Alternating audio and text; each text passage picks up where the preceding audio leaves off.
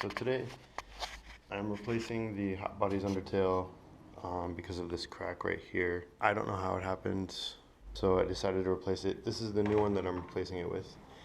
A couple of changes that I'm making on my installation are the fact that I'm using epoxy to shield or to strengthen the edge that cracked the first time. I don't know if you can see, but I used epoxy on all the edges, not only there, but there. Epoxy clear weld reinforcement, as well as on the back here. I noticed when I uninstalled it that this wire here wore down a little bit, so I added an epoxy coating to it for protection. And I also made where the Yoshimura Fender Eliminator comes flush against this, I made a epoxy clear weld vibrational dampener, and also to protect the paint coat from scratching.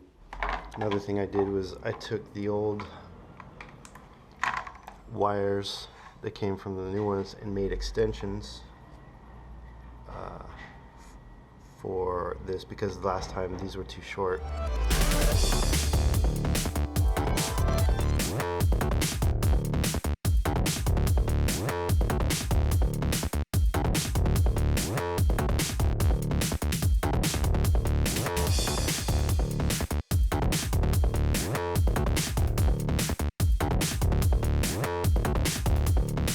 I've cleaned underneath here. Actually, I'm ready for the installation. I fastened the Yoshimura component to the Hot Bodies component. Now they're one piece, so there's a lot of wiring going through this hole. It needs to go up and through here.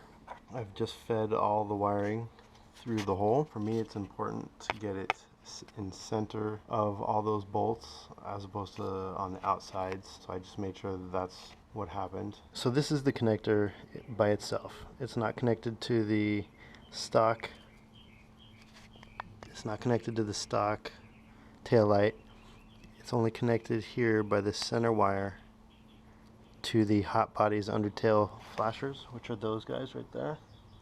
It's also not connected to the bike's electrical right here. And this right here is the reason I did this, because this is the second time I've had to install this undertail right here because of a crack. This now allows me to, if a crack happens again or I decide I don't want to use the undertail anymore, all I have to do is disconnect these 2 points and these 2 points, and they're opposing. So what I can do is connect these points to these points, and my tail light works, and I can just ditch this. Or if I need to install yet another undertail, all I have to do is make an adapter just like this one, and it'll fit in the already installed circuit with connection points that I made. Nice and strong.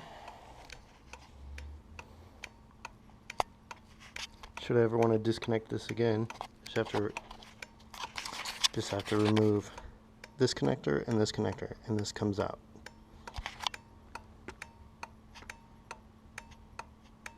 It's not bad.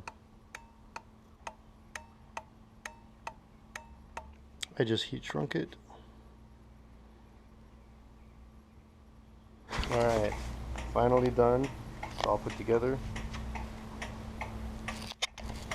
Now I just gotta tuck all the wires in, reconnect the LED glow, and put her back together, and she's done.